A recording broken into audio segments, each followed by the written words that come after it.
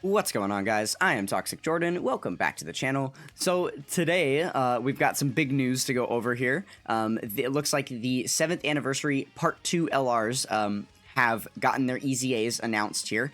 So we're just going to go ahead and take a glance through the kits and see how good or bad these characters are going to be. So I want to go ahead and start with Vegeta here because I have heard that he is the better of the two. So we will take a look at this kit and then compare the KAIOKEN Goku after that, right? Okay, so let's go ahead and take a look at the leader skill. Okay, so Inhuman Deeds and Giant Ape Power, 170%. So it looks like we're boosting up from 150 to 170, which is good. 170 is pretty much the lowest leader skill that you can get away with using these days. And even then, that is a little bit undertuned at this point, right? So that is fine there. Before we look at the passive, I want to take a look at the super attack effects here. So, okay, let's see, on 12 key, he is getting, why did they do it like this? This is so weird. Okay, so he is greatly raising attack for one turn, greatly raising attack and raises defense for one turn, causes colossal damage to the enemy. Okay, and then on the 18 key, he is greatly raising defense for one turn and causes mega colossal damage. Okay, perfect. And then let's go back to the passive. Gosh, they released these in such an odd fashion. Oh, is this the other? Oh, yeah. Okay, so on his 18 key, it's causing colossal damage to all enemies because it's an AoE attack there. That makes sense. As it was before. Okay. Coming back over here. Okay. So he's got the entrance animation when there is a Goku enemy. That's going to give him 3 ki and 100% attack in battle. That lasts infinitely, which is kind of awesome. Okay, so he's got 200% stats in base, 20% damage reduction here, and then he is going to receive an extra ki per ki sphere obtained, and guaranteed guard. He did have that guaranteed guard always before, so that's good. Okay, so he's giving himself 160% stats with 12 or more ki, and then an additional 160% defense with 18 ki. And these are both when attacking, so both of these 160s are multiplicative buffs. That's pretty big for him. Okay, and then after guard is activated, he gets 3 ki and 60% stats for 3 turns. All right. As the first attacker in the turn, he gets more defense. Wow. And 40% damage reduction. Like, wow. That's crazy. Okay, I guess that makes sense because he does get these when attacking, so these aren't going to proc in slot 1, but he has 60% damage reduction and guard. Holy moly.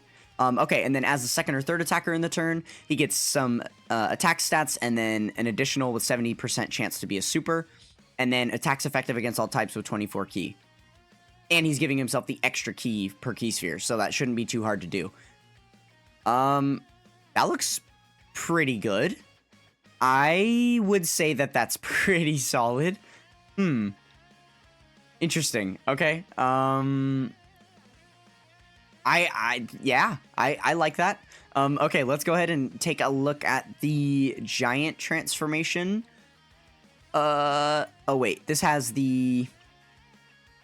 Oh, it shows us the activation condition right here. So, when HP is 40% or less, we turn into the giant ape. 40% is a little bit low. Probably not going to see that all the time with the way that like current content operates, right?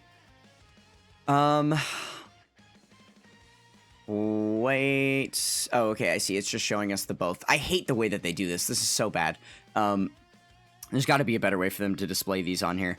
Okay, so greatly raises attack temporarily, causes destructive damage. And then the Ultra Super massively raises in destructive damage. Okay, checks out, makes sense. And then the passive, is it anything great? Okay, yeah. 6 ki for free, and then attack 318% and guaranteed crits. So yeah, the giant transformation will be a fine, viable giant transformation. Obviously, it's not going to be meant for much more than giving you the free turn of protection, right?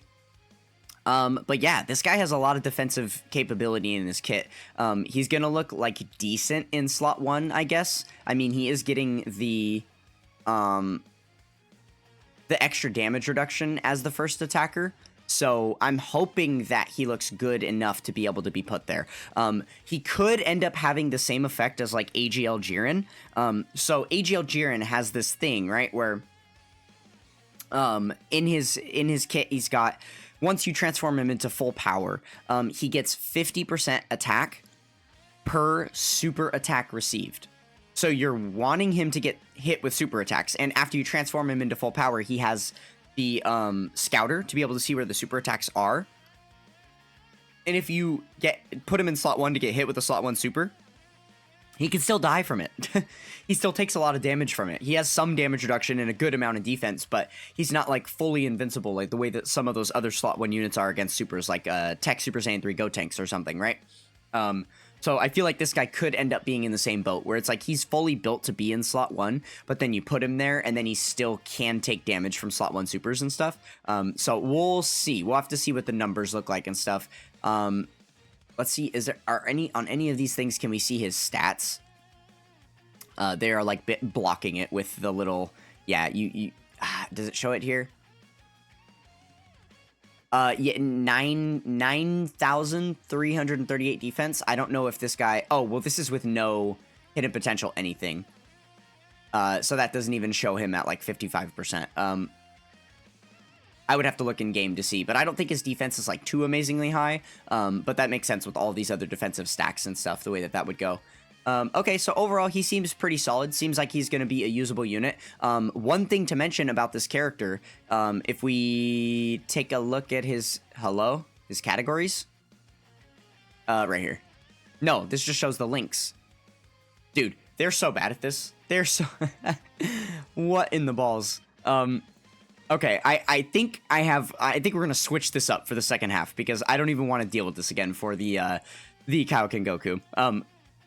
So, yeah, give me 1 second. Give me 1 second. All right, well, I guess not. I was going to go on to one of the wiki sites to look at these details that had been laid out in a nice fashion for us, but it doesn't look like any of the wikis have these cards updated yet, unfortunately, just because they haven't been thrown into a data download yet, right? So, looks like we are going to have to go with the manual approach again. All right, so moving on to the KAIOKEN Goku here. We have All Out Struggle and Final Trump card, 170. So I guess that's decent. Let me pause really quick. The one last thing that I wanted to say about Vegeta is that he's on Giant 8 power. So that is going to be a huge buff for the new Super Saiyan 3 Goku anniversary headliner, right? Okay, so yeah, moving on to this guy. He's got that leader skill, not super insane. And then for the super attack effects, so on 12 key, he's greatly raising attack and defense for 1 turn, colossal damage, and then massively raises mega colossal damage, and they had to keep the sacrificing 4% HP because of the KAIOKEN being like a body destroying mechanic, right? So stupid. I don't think that that's super necessary for them to do. This is a TEQ Super Saiyan 3 Broly moment right here. Though actually, potentially, the self-sacrificing thing could come in clutch if you needed to get underneath an HP restriction. For instance, if you were using him with like AGL UI Goku, and you were just a couple of percent above that 77% HP mark, you might be able to, utilize this to get yourself back below that or something to proc the revive. That could be cool. But yeah, other than that, I don't think that that's great. Okay, and then here we have his passive. So he's getting 3 key attack 100% with a Vegeta enemy. So that is good. Okay, he's got stats 200%. Great chance to perform a critical hit. That'd be a 70% chance. Changes key spheres of whatever type STR are excluded to STR. Receives an additional 2 key per STR key sphere. For 7 turns, he gets 10 key and 100% defense. And then when attacking with 12 or more key, he gets 159% defense and attack. And then on 18 key, he gets 159 more attack. Okay. This is a little bit weird. I'm not sure why this falls off. The 7 turn. I guess because the way they had Vegeta built. No, he doesn't have Okay, let me finish this really quick. 1 second. So for every key sphere, STR key sphere obtained, he gets 4% damage reduction. And then crits on 24 key. So, wait. Okay, I'm understanding why people are saying that you know, Giant Ape Vegeta is better. Because, like, okay, so first of all, there's a little bit of redundancy in the kit, right? He already has a great chance to crit, and then they just gave him guaranteed crit with 24 key. Well, I guess, like, sure. I mean, it's nice to have that extra bit there, but, like, he already didn't need it. It would have been, like, if this had been, like, 30% damage reduction with 24 key, then there you go. Because he's already going to crit, right? And then now he has, like, some more defensive capability. So, 4% damage reduction for STR key spheres only. So, first of all, it's only for STR key spheres, right? He's already going to be suffering from the problem of he is an orb changer that needs his own orbs. And he is not a slot 1 unit, which means somebody else, at least one other unit, is going to have to select key spheres on the field before him. Oftentimes, that leads you to situations where your slot 1 unit is nerfed because you have to select less than optimal key spheres for them in order to salvage them for the unit later on rotation. So that's the very first thing that hurts him, as far as whatever team builds he's going to be on. Then the other thing is that he's only getting this damage reduction with STR key spheres. So even if there's a couple of rainbow key spheres that allow you to get a max of 7 selected, but then only 4 or 5 of those are STR, then he's only getting like 16, 20% damage reduction. And then if there aren't a lot of STR key spheres, you know, but he's going to be getting like, I don't know, like just whatever other color, then he doesn't get any of this, right? He's also not, like, nuking in any way with stats. This is the only nuke portion for the, key spheres obtained. I guess the other thing that adds on to it is this, right? The 18 key. So he does get an additional 2 key spheres per STR key sphere obtained. Okay, here's the thing, though. I don't think this procs this way, because of the way that some other units' kits operate, but, like, this right here, right? Receives an additional 2 key per STR key sphere obtained. This does not count towards this. So it's not like every time he gets an STR key sphere, this is actually going to be 12%.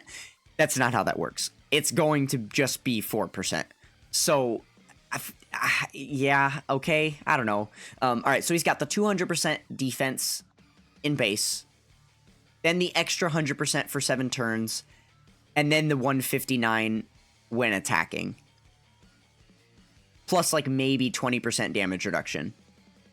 And then, I guess, let's take a look at his, super attack effects again.